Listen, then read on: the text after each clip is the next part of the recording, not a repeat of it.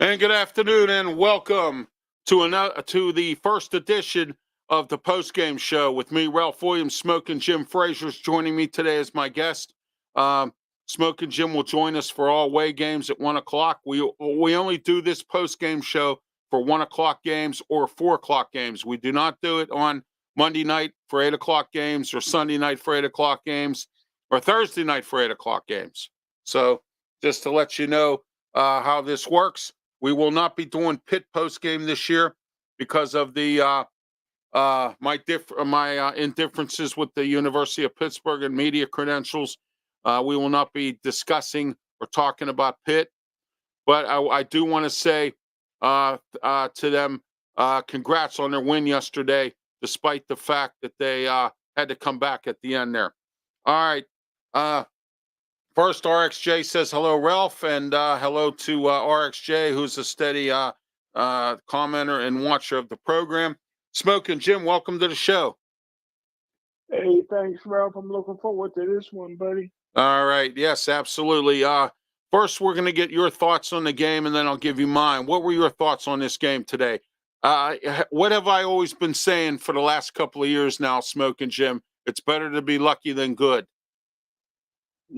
Yes, sir. And I think what I said before happened today.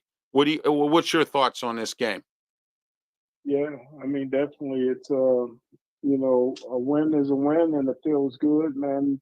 Especially to be able to win on the road, and so the Pittsburgh Steelers ought to feel very fortunate, and they to see the need to get to work. They got a lot of work to do. Yeah, they got to clean up some mistakes. Broderick Jones got into a scuffle with somebody, got an unsportsmanlike conduct penalty.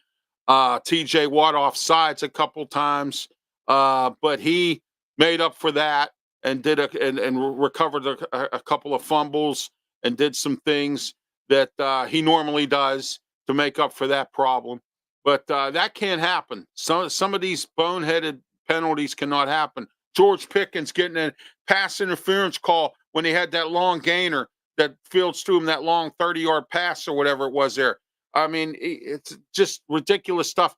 And poor play calling on fourth down, Smoke and Jim. I think you'll agree with me. That running play that they got stuffed in the backfield and then Fields got stuffed on that quarterback sneak. Come up with something else on fourth down. If you know you can't make it with the way it was going there, what makes you think the defense is not going to stack you up on fourth down? What your thoughts on that? Yeah, they got the work cut out for them. At times it looked like Canada was still here calling the plays.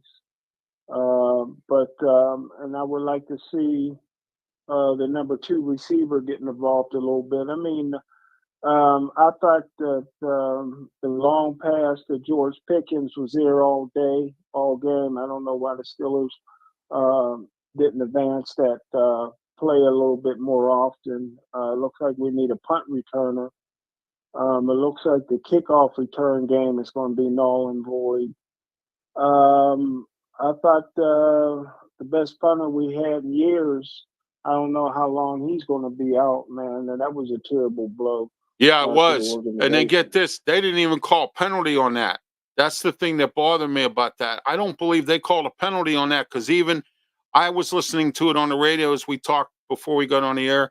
I was taking care of some stuff in my new van today to make things a little more comfortable for everyone in my van. And it took me a few minutes to get. I didn't even watch any of the game. I'm gonna have to watch the replay on NFL Network or something because I didn't even watch any of the game. I listened to it on the radio. Rob King even said, "Why? Where is the?" And Wolfley even said, "Where is the roughing the kicker penalty?" I don't even think one was even called, and I believe one should have been called based on what they were saying. Well, I don't believe in just handing out captains to special teams players because special teams players can get cut next week. Killebrew is a team captain. He had two penalties, Yes. one on a punt return that was costly, and they called him for holding, which he clearly was holding. but yet and still, I agree with you and Wolfley that it was either running into the kicker or roughing the kicker. And being that the kicker visited the blue tent, I would have called running into the kicker, which would have been offsetting penalties because the team captain, which is a waste of time to have a special teams captain, Yeah. clearly held when he didn't have to in that situation. Well, it wasn't once; it was twice. He held twice. I Yeah, heard the call. I heard Rob. yeah. Like I said, I listened to Rob King and Craig Wolfley on WDVE at 970 AM. But it was just downright terrible. That some of the boneheaded mistakes. It's only the first game, though. It is to be expected. But I will give Justin Fields credit. He made chicken salad. Took chicken and made chicken salad with it. And what I mean by that is there were times when he could have got stuffed in the backfield and he made 3, 4, 5 yards out of some running plays that he did and things like that. His arm, he threw those long passes. It was just too bad that Pickens had that pass interference on that one. And then, but you're right. They should have involved Van Jefferson a little bit more. I don't know if he's just keeping the seat warm or the area warm for Roman Wilson. We still don't know what he's capable of doing yet, and whatnot. So there's a lot of unanswered questions. But I will say this about this game today: the Steelers are sometimes it's better to be lucky than good. They were not good today, but they were lucky, and they got lucky. And the defense carried the game. Dante Jackson had an interception, and I mean, Minka was into the game. Your buddy Joey Porter was staggering all over the field. Wolfley was saying. So your buddy Joey Porter Jr. staggering all over the field because he was getting hit too much, I guess, or something. I don't know what happened. So but anyway, give me your general synopsis of this game today. Well, game ball, I have to go to All-Pro potential Dan Moore. Dan Moore played an outstanding game at left tackle. I think he definitely won the position. And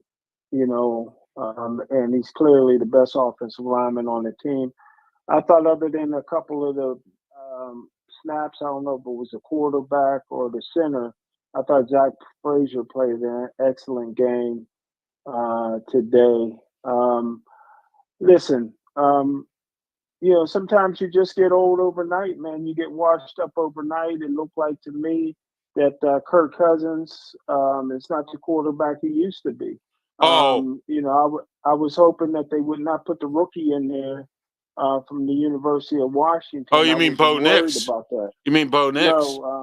No, the black quarterback from Washington, Penix. Yeah, Penix is in Atlanta. I got him and Bo Nix mixed up. Bo Nix is up there in Denver, I think. In Denver, yeah. In Denver. Yeah. And so I was like saying, don't hurt Kirk Cousins, don't hurt Kirk Cousins. But hey, you got to give it to Jackson. Played a heck of a game at corner. He was all over the field. Elliott had an interception from the strong safety position, which is unusual because he came into the game as a 28-year-old with only 2 career interceptions. So Mika played a heck of a game. But the defensive line stunk for the most part. The defensive line got to get better.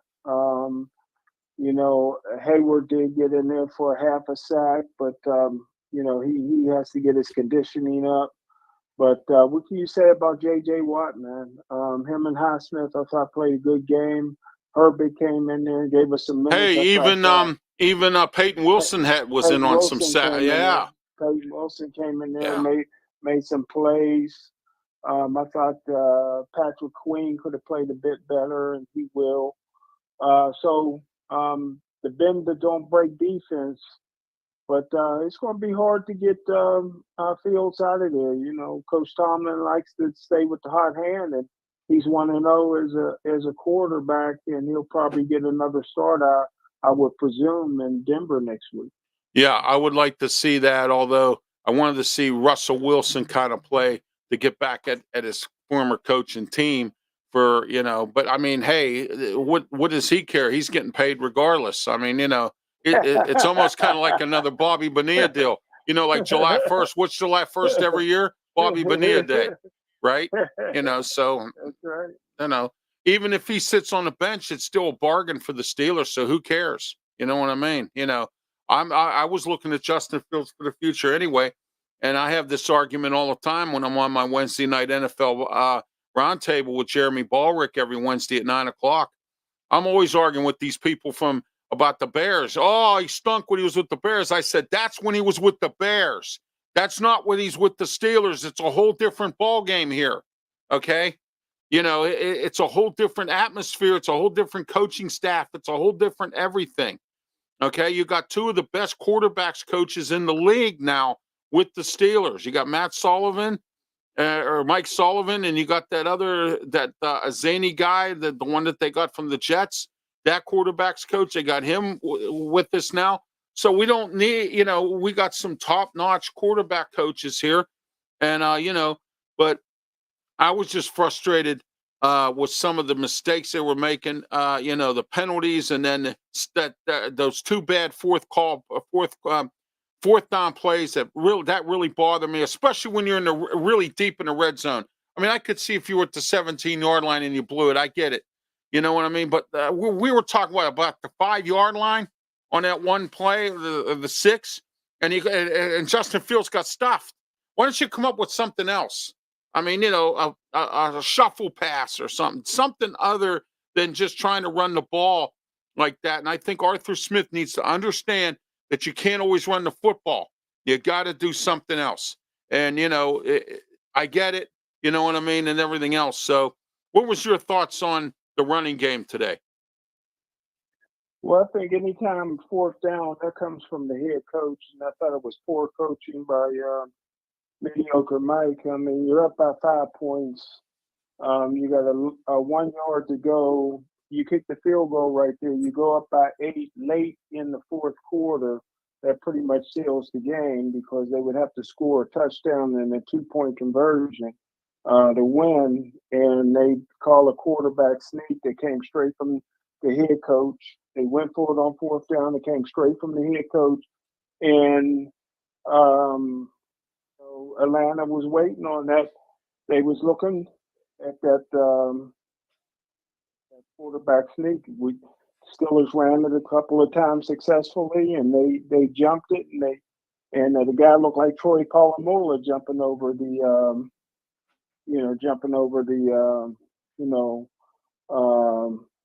center like that, making that play. So I think a good football coach would have kicked the field goal there and went up by 8 points late in the game. Right. And if you remember, they got another field goal later that would have put them up by 11 had they kicked that field goal. So. Right. Yeah, they would have won. They would have won 21-10 and would have had a cushion instead of us sitting here with our fingers crossed and biting our nails because the great Kirk Cousins is coming out and it's the 2-minute drill and he's going to try to do some kind of magic, but he didn't have the magic today, and I think he's done. He's overpaid. He's another overpaid bum like Daniel Jones and Geno Smith. Okay, another average quarterback, never won a Super Bowl, but has a great agent that got him $108 million. And good for him. 180. Oh, 80 million. I'm sorry. Yeah. Yeah, with probably 150 is guaranteed. I don't know what Atlanta's going to do because if Kirk Cousins continues to look like we see him today as a guy that's over the hill, they're stuck. Their salary cap is shot for the next 4 years because that's he has 150 million guaranteed, which comes right off their salary cap, man.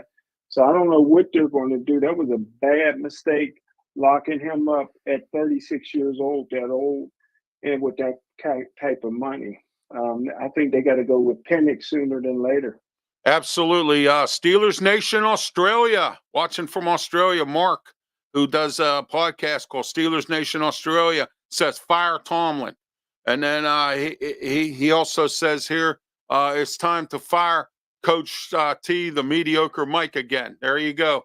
How many times have I said about him being mediocre Mike?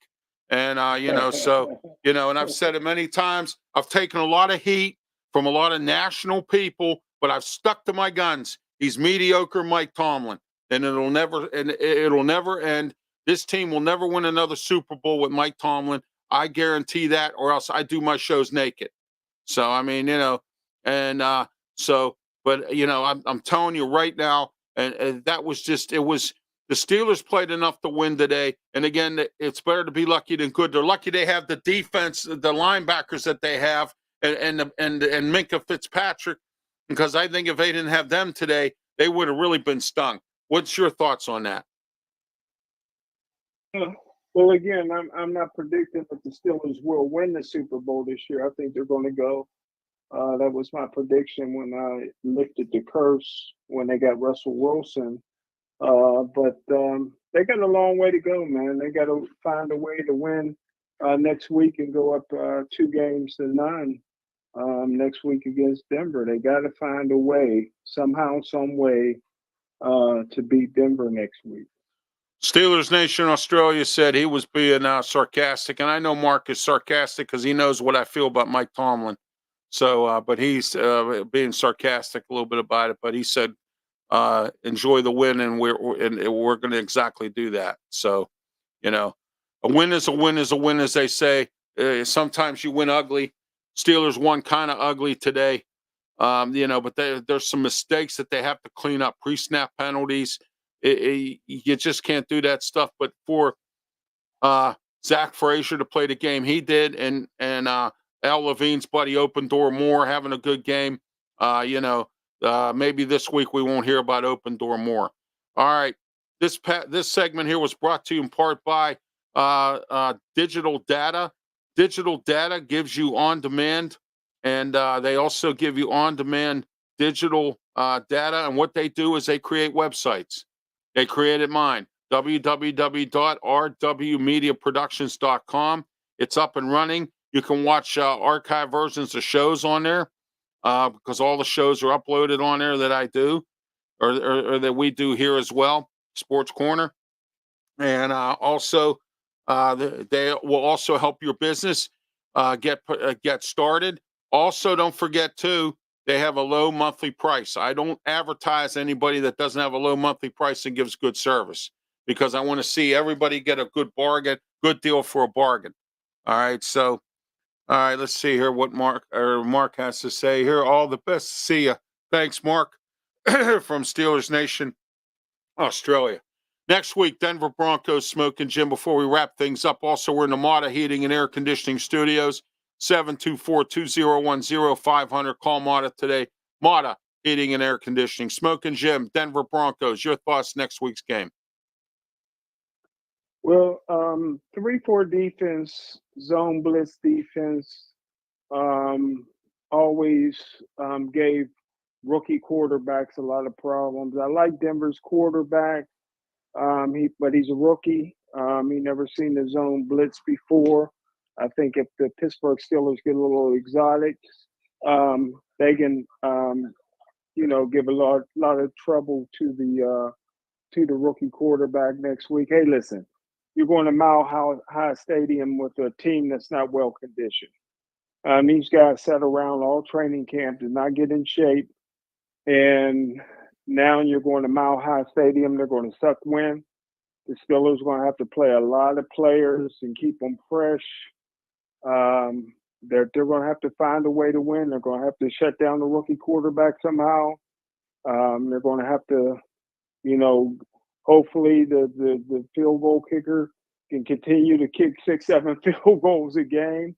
And right. I don't know what we're going to do with the punter position. We had an outstanding punter that probably would have kicked the ball 70, 80 yards in that thin air in Denver.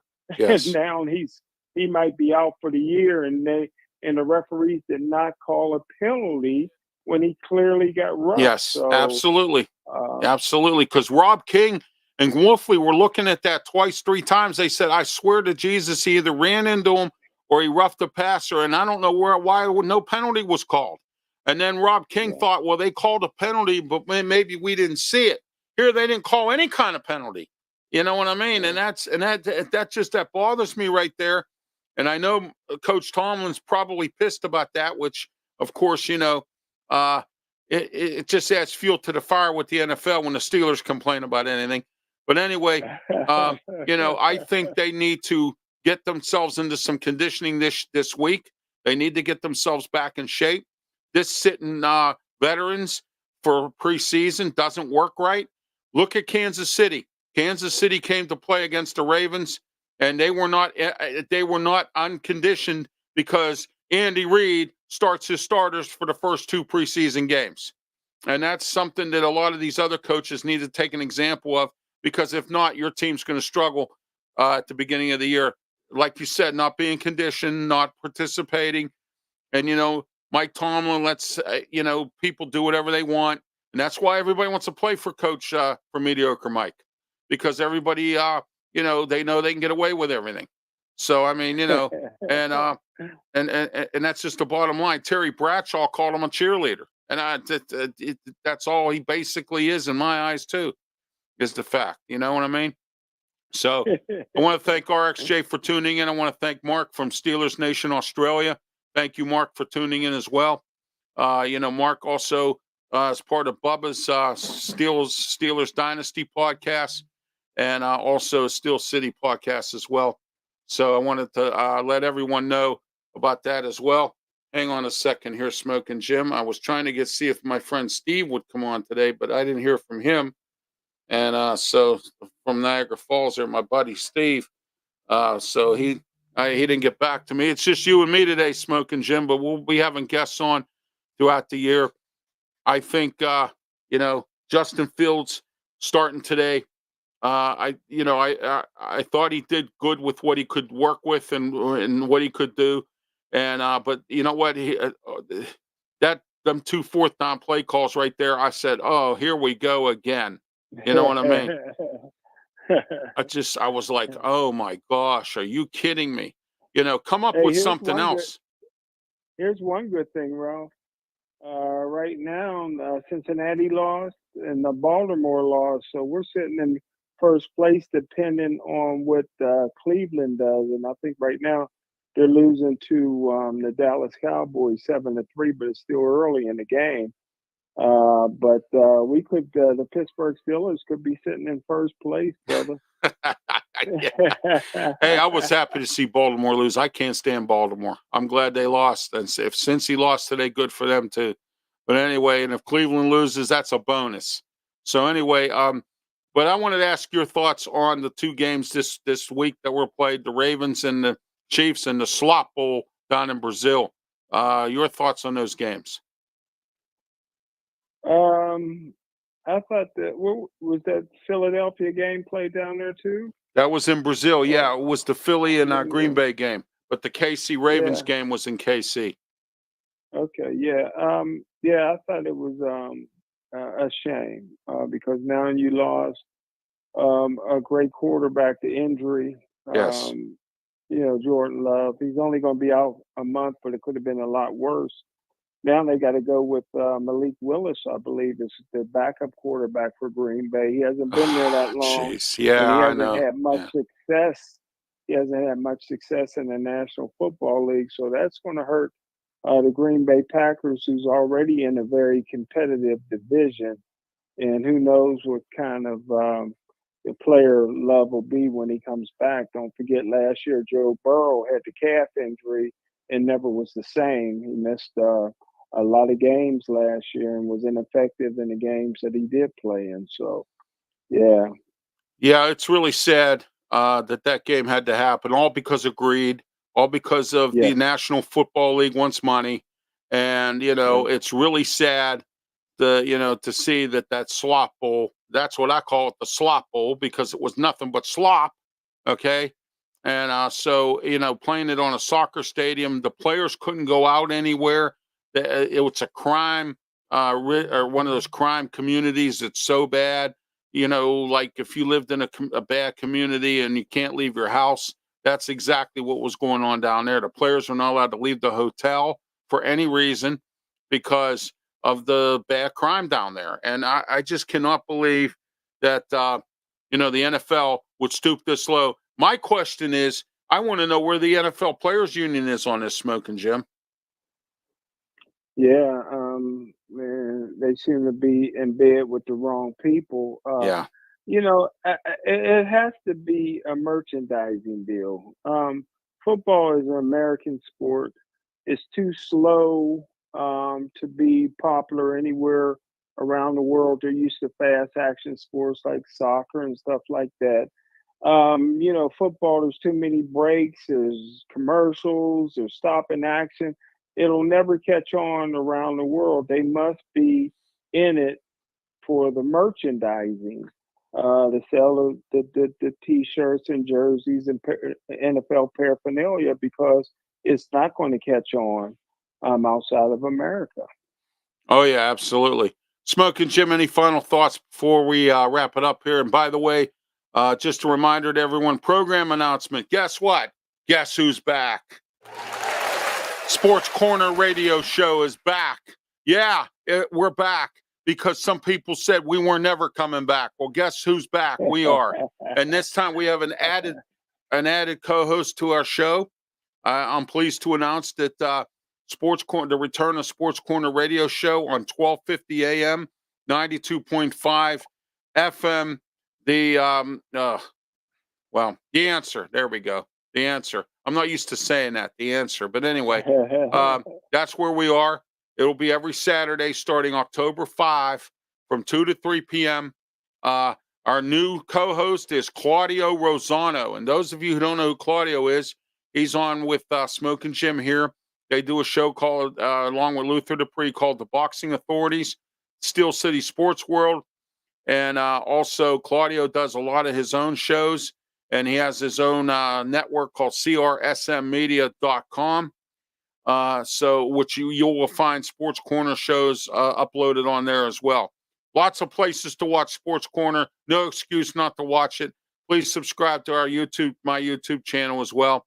And don't forget that day as well. Any final thoughts here, Smoking Jim? Anything you want to add before we wrap up? Hey, man, this is always fun, and it's even more fun after a Pittsburgh Steelers victory. And like you said, Ralph, it's better to be lucky than good. That's it. And you know what? I was close on the score, too. I said 20-13 on Steel City Sports World, did I not? And I was close. Yes, you did. It was 18-10. I was a little off on my score. Yeah. Well, I think Claudio 52. Said 52. Yeah, you said the same thing. I said 52-38. Yeah, Kirk Cousins, man, I tell you, dude, it's going to be the Michael Penix show real soon down there. So we'll see. We'll see what goes on down there. We'll see what Raheem Morris does. This was his first game. His defense didn't play bad. It's just that they made a couple dumb mistakes that cost them. And then Kirk Cousins throwing interceptions and things like that and fumbling the ball and all kinds of other stuff, You make mistakes, you beat yourself. And the Falcons beat themselves today. And that's good for the Steelers because now the Steelers ended up winning today.